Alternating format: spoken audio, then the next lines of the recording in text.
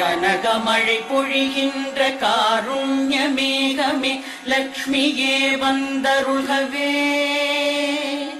கனகதாரை என்னும் துதி கேட்டு வாழ்விலே ஐஸ்வர்யம் தந்தருள்கவே. ஆனந்தமாய் சற்று விழிகளை மூடிய முகுந்தனை காணும் விழிகள்,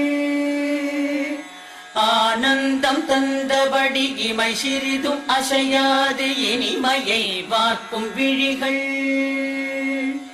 மன்மதச் சாயலை தன்னில் ஏற்கும் விழிகள், பள்ளி கொள்ளும் பரமனின் மனைவியாம் திருமகளின் பாதி மூடும் விழிகள், செல்வ சுகம் யாவும் அருள்க.